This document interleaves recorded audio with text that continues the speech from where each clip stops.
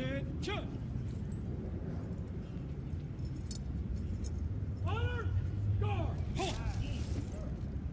Attention! Halt! Right, roll guard. Halt! Fire! Harry! Fire! Hold, ready, cut.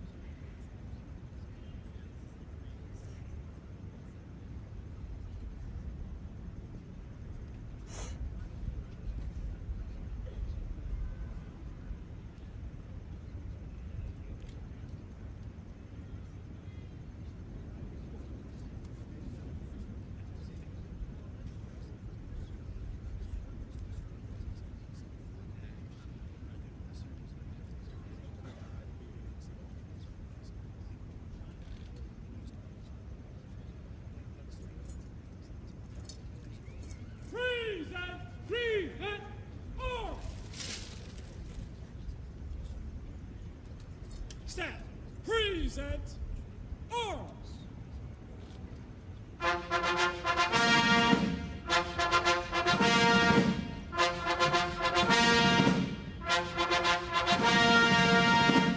Ladies and gentlemen, the President of the United States and Mrs. Trump.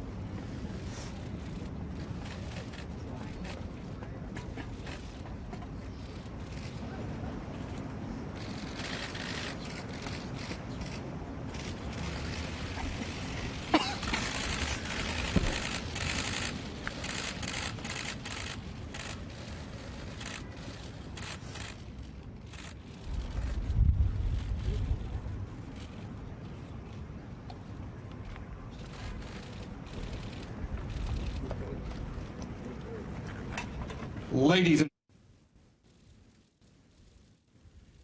by the national anthem of the United States. Present! Present! Arms! United States. Present! Present! Arms! Staff! Present! Arms!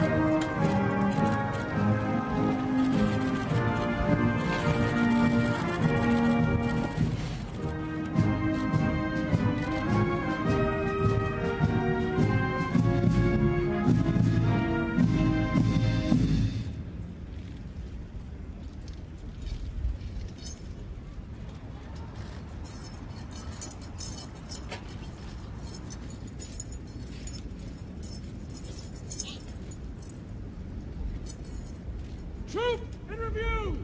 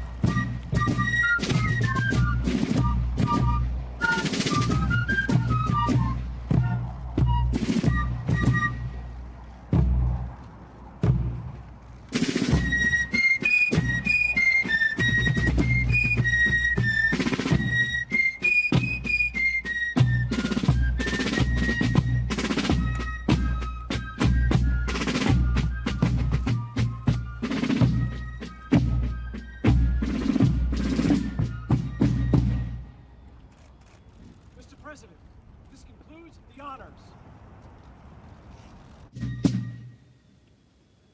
Mr. President, this concludes the honors.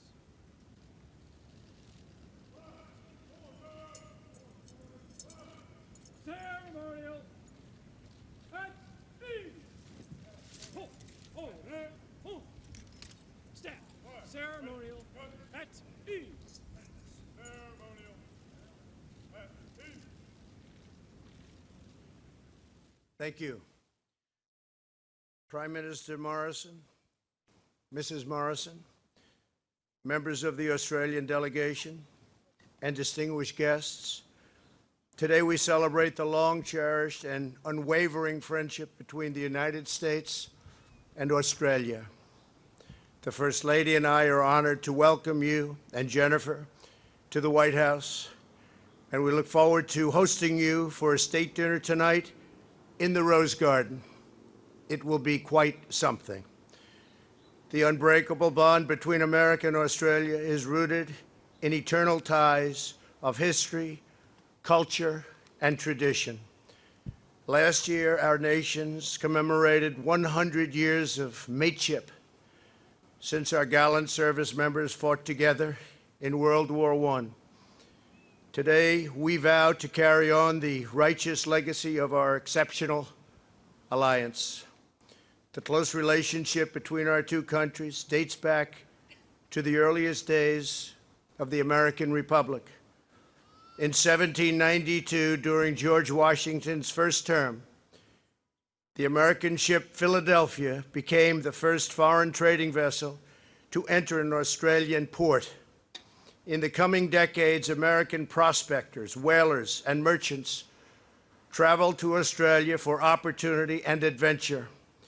They found in your people a kindred spirit. Americans and Aussies are loyal, bold, independent, and very, very resilient. With incredible optimism and grit, our forefathers built homes and nations in lands of endless beauty and possibility. Together we share common customs, common values, common dreams, and common heroes. In the First World War, our bond was sealed in blood at the Battle of Aumale in France. In the words of Australian General John Monash, the events that took place there live forever in the annals of our respective nations. General Monash led the operation and began the offensive on the 4th of July, 1918, to honor the Americans under his command.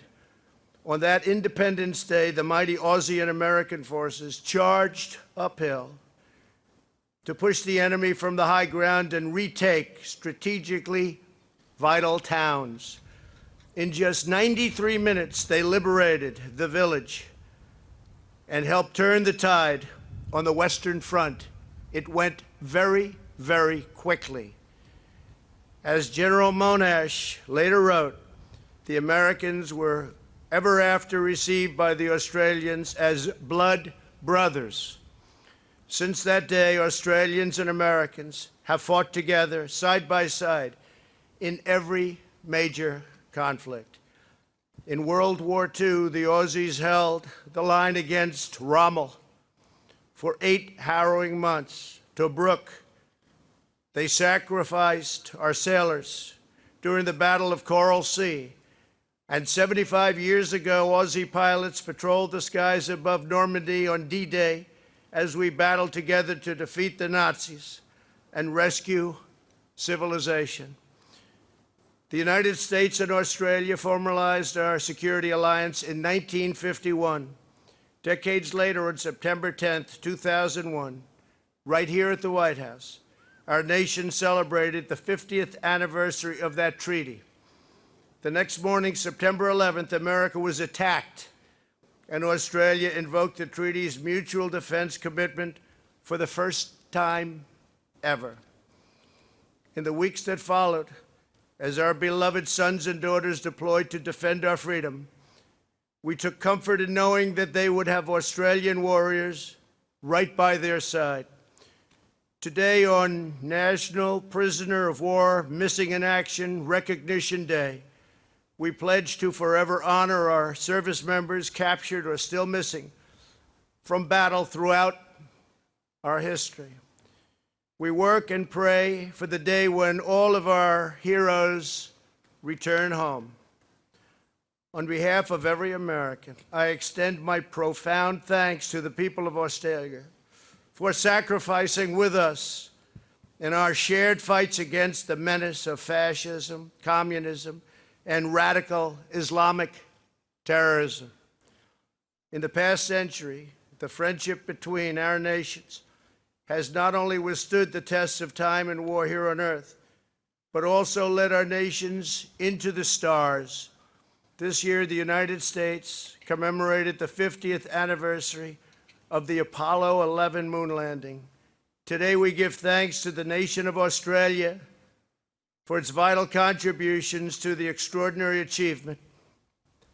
On July 20th, 1969, when Neil Armstrong planted our great American flag on the face of the moon, the ground station broadcasting this iconic image to the world was Australian. Together, our people have laid down their lives to protect our civilization from tyranny. We have pioneered some of the most remarkable advances in human history, and every shared endeavor, we have shown the world what it truly means to be friends, mates, and allies.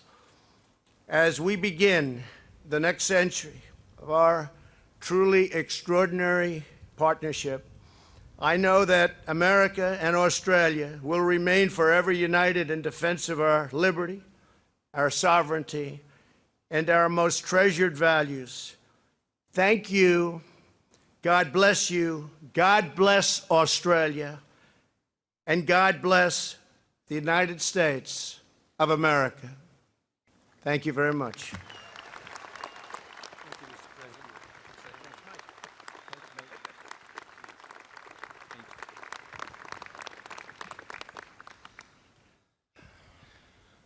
As I just said to the President, thanks, mate.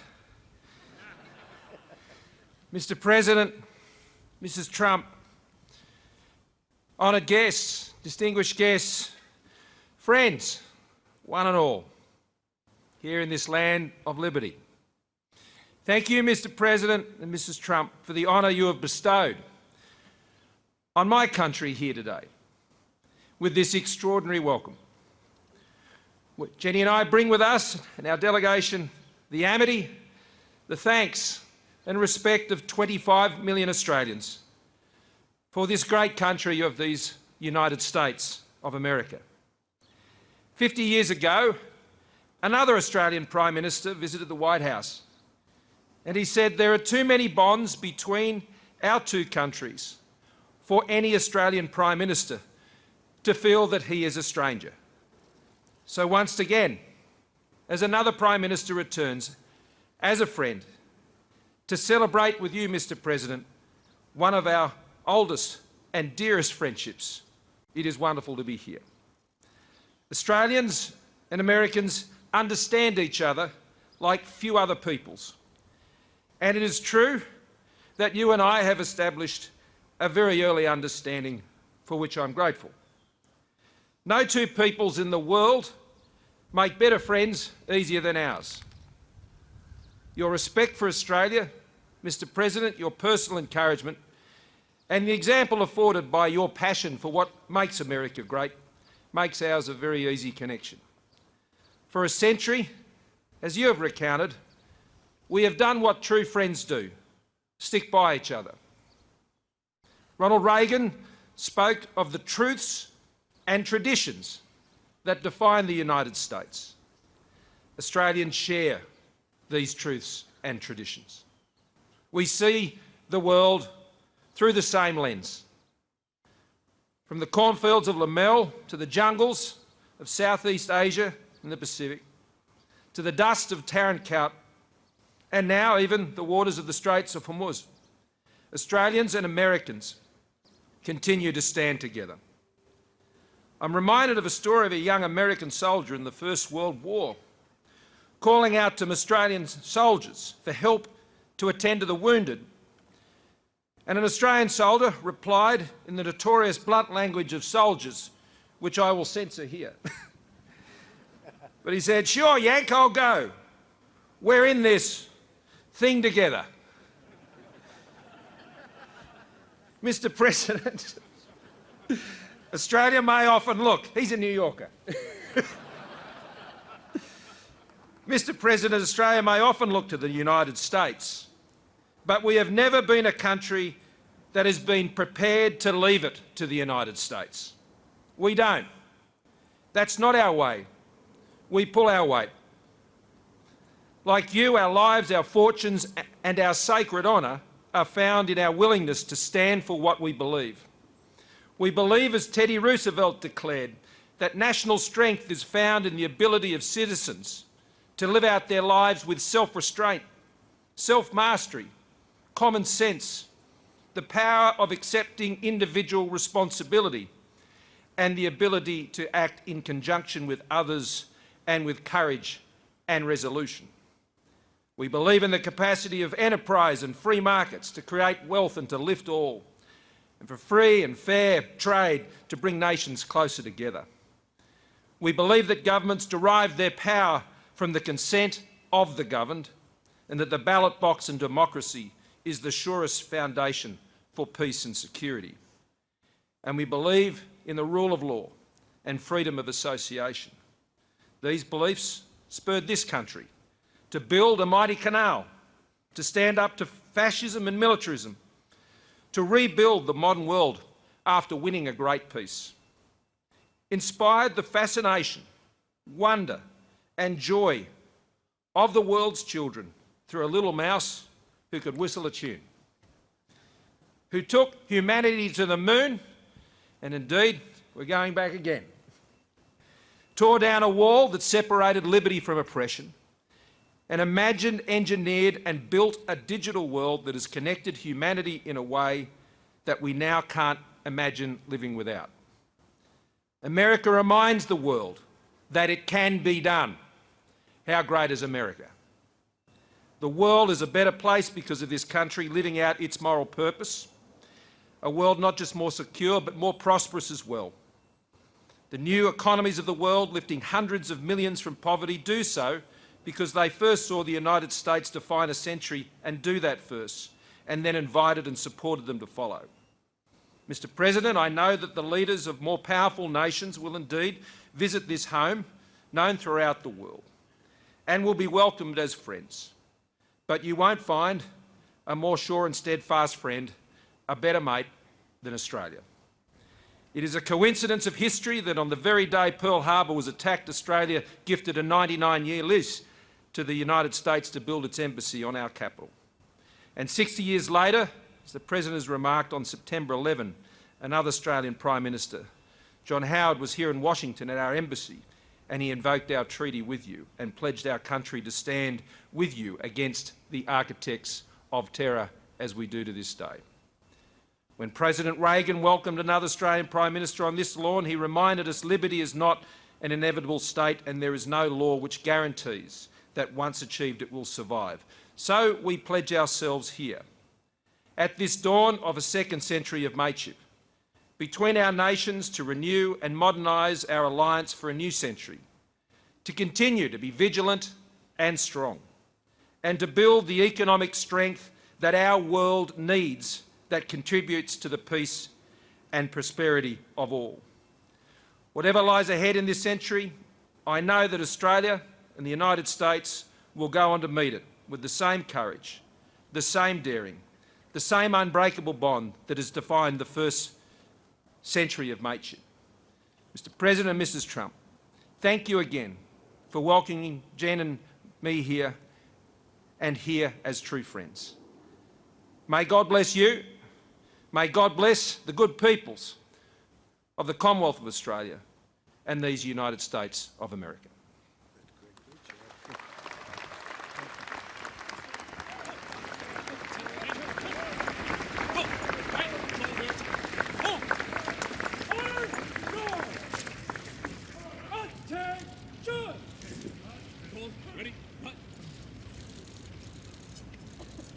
Mr. President, this concludes today's ceremony.